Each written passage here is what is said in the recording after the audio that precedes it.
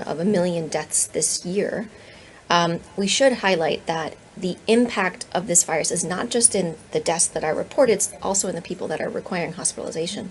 So as the virus increases in transmission, we will see more hospitalizations, we will see more people needing admission to intensive care, and we will see more people dying. And that's what is being reflected in the case report so far. So with deaths, we did see a reduction week by week, but there were still more than 14,000 people that died last week alone. And we saw an increase in deaths in our Western Pacific region, in our Eastern Mediterranean region, and in the African region. So it's a mixed picture in terms of deaths. But I did want to just make one last point on this sort of tragic milestone. We've seen this virus take people's lives, but we've also seen this virus take people's livelihoods and completely change the course of people's futures. So that's all the more reason, not just to prevent the death, which is so critical when we can do that with the tools that we have. We need to take measures to reduce the spread so that we reduce the impact, which is having an impact on people's lives and livelihoods. So a lot to be done. We're quite sober today in terms of our reporting of this. We're optimistic because we have tools that exist, but we need a reality check. We really need to, once again, take stock of where we are. We should not be in a position with 14 or 15,000 people dying every week. We just shouldn't. Thank you, Maria, and I fully agree with you, and I'm sure that our viewers as well. And speaking of this high rates of deaths per week, 15, 14,000, and that Omicron and its subvariants are dominant in recent months in driving transmission. So do you think that the increase in deaths is the result because those subvariants are becoming more severe or causing more severe disease and death, or the other factors are causing this increase in deaths? So it's a good question. So we're constantly looking at the variants of concern and the subvariants that are circulating globally. And of the sequences that have been shared with platforms like GISAID, almost 100% of those are Omicron. In fact, 99% of the sequences that have been shared in recent weeks are Omicron, of which about 83% of those are the sublineage BA.5. So this is Omicron as a variant of concern, sublineage BA.5, which is circulating around the world as the dominant subvariant circulating. When you have increased transmissibility, and we do see an increase in transmission with each of the subvariants that are emerging and that are becoming dominant, that makes sense because either they wouldn't be dominant worldwide. When you have an increase in transmission, you will have an increase in hospitalization. And if you have an increase in hospitalization, the risk of death increases. The good news is that we have antivirals now, we have vaccines that are preventing severe disease and death, but we really are missing a large proportion of the world that have not even received their primary vaccine dosage. The DG said yesterday that a third of the world's population remains unvaccinated. And if we look at low-income countries, 2/3 of health workers are not vaccinated, and 3/4 of older adults in low-income countries are not vaccinated. This will drive mortality. This will drive morbidity and mortality, and this is what we really need to address. But there are many subvariants of Omicron that are circulating, and even of the subvariants of BA.5, there's dozens of further subvariants of BA.5 that are circulating. So this is something we need to watch. When we look at the factors of each of these subvariants, transmission is one, severity is another. So I mentioned that increased transmissibility means more hospitalizations, more deaths. But we're also looking at the intrinsic value of each of these subvariants. We have not seen that BA.5 is more severe or causes more severe disease compared to the other subvariants, but this is something that we're actively monitoring. And it's complicated 3 years into this pandemic. When testing is reduced, sequencing is reduced. And that means our ability as the World Health Organization and with our partners to analyze, to assess, to discuss, to debate is reduced because we don't have the data we need. So we really need surveillance to be maintained. We need sequencing to be maintained. We need good geographic representation of sequences around the world. We need those sequences to be shared with platforms like GISAID so that the scientists around the world can actively look at severity. So yeah, it's quite a complicated picture, but Omicron is dominant and Omicron BA.5 is dominant worldwide. Thank you so much, Maria. We're getting similar question from viewers on Facebook and on LinkedIn. I believe as a follow-up, as you said, one third of the world is unvaccinated and mostly in lower and low-income countries. So question is, what is the WHO's plan to mitigate COVID in developing countries? Somebody asked in specific in rural areas, and are we working in local organizations to prevent transmission in villages? I mean, starting with the last part of that question, which is the right part, how are we working with communities? We know that communities are the source of how we deal with, how we prevent outbreaks from occurring, but also how we deal with outbreaks. Coming up with co-design. We can write the recommendations and say, please do this, but how we implement them needs to be done with communities, not said to communities, but developed with and implemented with communities so that they are tailored and that they are adapted to the communities that are most at risk. There's many aspects to dealing with COVID. First we want to prevent infections in the first place. And a lot of that is these simple measures, that we've been recommending: wearing of a mask, distancing, improving ventilation, spending more time outdoors. It is difficult to do that in some contexts where people are in quite crowded situations, but that's where the use of masks, for example, comes into play much more prominently. But vaccination remains really, really critical in terms of our efforts to control COVID, to reduce severe disease, to prevent deaths. And we are urgently asking all countries to assess the vaccination coverage in their countries. Look at who you're missing. Our priorities, of the highest priorities, are older adults, are health workers, are people who are immunocompromised. Those individuals in all countries, and there are people in these categories that are missed in every country, including high-income countries, that need to be targeted for the full doses that are recommended, the primary series, plus any boosters that are recommended per national policies. That is really, really critical. Then looking at high-risk groups, which we have adults with comorbidities, pregnant persons, teachers and other essential workers, and disadvantaged populations. And there are disadvantaged populations in every country. And then work down in terms of priorities. But reaching those vaccination targets in communities, working with communities, is key. Understanding the barriers for vaccination and trying to overcome them and working with communities on addressing those is also critical. What are the reasons why people aren't getting vaccinated? Is it a refusal to get vaccinated? Is it they just aren't being reached in the healthcare systems that they have there? And then making sure that we have targeted immunization campaigns. Once we know who we're missing, how do we reach those who are most at risk? How do we work with communities to reach those most at risk? Because vaccines are saving lives, including against Omicron and all of the subvariants that are circulating. So according to the policies that are in your country, whatever is recommended for you based on your age, based on your underlying conditions, please get vaccinated and get those booster doses as recommended. Whatever the vaccine is available, take that vaccine to get vaccinated, and they work. Even the vaccines that have been used since the beginning of this pandemic, which is based on the ancestral lineage, the original virus, works incredibly well at preventing severe disease and death. Thank you so much, Maria. And maybe we can just as well at this point mention booster doses and how boosters are effective against those subvariants of Omicron that are circulating mostly. Yeah, so we have, again, given that this has been 3 years now that we're into this, a lot of people receive vaccines maybe a year and a half ago. They received their first dose, their second dose, depending on the vaccine that they had.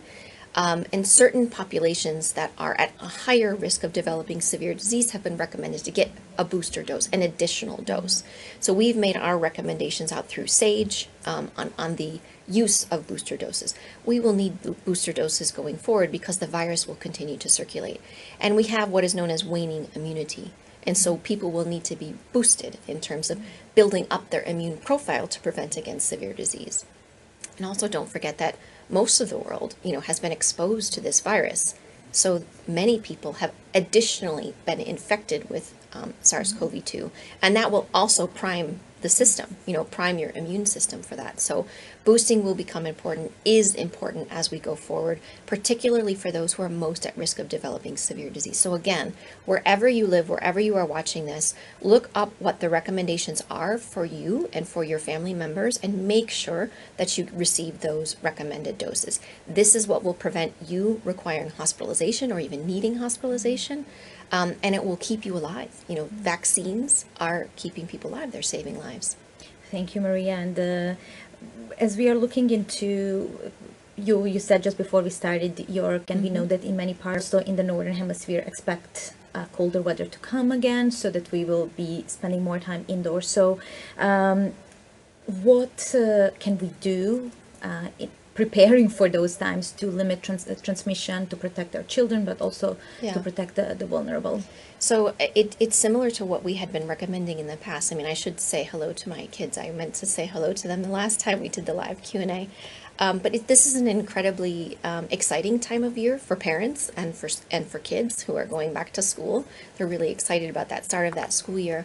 And what we need to do to protect our kids is to protect each other, right? So first and foremost, the virus circulates in the community. So everything that we can do within the community to reduce the spread, that's where we start. So getting vaccinated, taking simple measures to reduce your potential exposure to this virus. Self-testing is really helpful. Within schools are, they've had a couple of years now to deal with COVID-19, and many schools have put into place provisions to try to prevent the spread. Ventilation within the schools, as simple as opening windows, but some schools have also invested in improving ventilation, and we would recommend that in buildings where people live, where people work, where people study, and that includes in schools. Making sure that teachers are vaccinated, and in many countries there is vaccine that is recommended for children and adolescents. So again, follow the national guidance for that and receive the vaccines, get the kids vaccinated. For those of you who live in countries that have access to vaccines or ample access to vaccines, again, this is not the same around the world, but we really do need kids in school for their education, for their security, for their development, in many countries, it's where children receive food and just sort of that mental nourishment that they need. So it's really important that kids get back to school. The use of masks in some schools, especially where the virus is circulating, and if the kids are of the right age, there's disinfection that can happen, a lot of different measures that can be put in place. And many countries and schools also have plans. If they are to detect a case, what does it mean? What do you need to do as a parent of children? How do you keep your kids safe if they're feeling unwell? Remember, COVID-19 is not the only thing that is circulating. So in the Northern Hemisphere, we will be approaching the autumn months, and we will see influenza circulate, we will see RSV circulate, we will see other pathogens circulate. So hand hygiene remains important, not just for COVID, but for many other pathogens that circulate. So it's that do it all. You don't have to do everything all at the same time, but washing your hands, disinfecting your hands, wearing of a mask, informing your kids, talk to your kids. Talk to them about what the current risk is in the area that you live in and what they can do to be part of the solution. Again, young people are they are our future, but they can offer novel approaches to helping us all deal with COVID-19.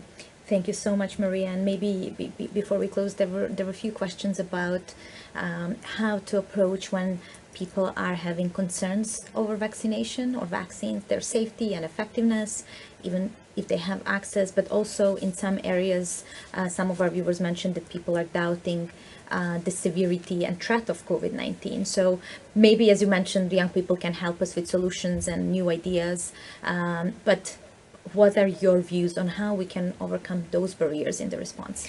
Well, it's a good question, and I can turn the question back on you because I know you do a lot of work in this area, but it's about having access to accurate information. There is a lot of misinformation and disinformation that is circulating out there. So first and foremost, know the source of where you're getting that information. As a child, as a young person, even as an adult, go to trusted sources where you know this information is based on science, it's based on evidence, and it's based on keeping you safe. And knowing that science changes over time and that recommendations change over time. None of us have all of the answers, but we're doing our best to provide timely, accurate, updated information. And if you're passing information to others, make sure you're passing accurate information to others. Sometimes you might know. Ask a health provider, ask your parent, ask a teacher. Go to someone that you trust to say, is this reliable? And of course, as you know, we're working with the different platforms on social media, through the internet and all of the different types of technologies and platforms to ensure that accurate information is circulating. Because knowledge is power. You know, just as a mask can prevent onward transmission or a vaccine can save your life, information, good information can also save your life, and bad information can kill. And so this is just as important. We talked a couple of years ago now, about this toolkit. I think of my son going to school with his backpack and thinking of all of the different things he can carry with him to get through the school day. Think about that with COVID-19. What is your risk of exposure? What is your risk of infection where you live? And what do you need to do to live your life, go about your life, make a living, provide for your family, be social with others, but keep yourself safe. And there's a lot of things that you can do yourself. We need everybody to contribute. We need everybody to be part of the solution. Unfortunately, this pandemic is not over. We can end this pandemic while living our lives. We just need to put a little extra thought into that of being a bit more careful. A lot of people are talking about living with COVID, but we need to live with this responsibly. 1 million deaths this year is not living with COVID. Having 15,000 deaths per week is not living with COVID-19 responsibly. So we need to manage this disease. The virus is not going away, unfortunately, but we have so many tools that we can use every single day that will keep us safe and keep our loved ones safe. And just lastly, please don't forget to be kind to others. There's a lot of things that we are facing out there. COVID is just one, but many people are living in conflict zones. Many people are dealing with so many other diseases that are circulating. We have monkeypox circulating. There's a lot of fear and uncertainty. Please be kind to one another. If someone is wearing a mask, they're wearing that mask for a reason. Be supportive of them. Don't question them. They may be living with someone who's vulnerable. They may be vulnerable themselves. Let's just really make an extra effort to be kind to one another, because, that's all we have. It's this solidarity of sort of getting through this, and we'll get through this. It's going to take a little bit more time.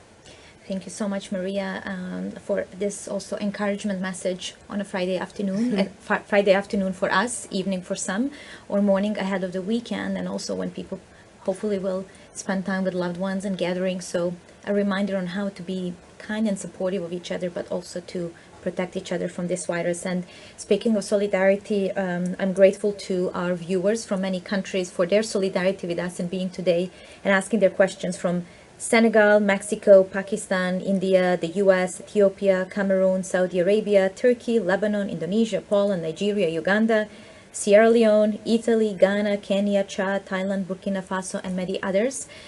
So we had quite a bit of viewers. Thank you so much for being with us, and please follow Maria's advice on how to stay vigilant and protect each other and yourself. Goodbye.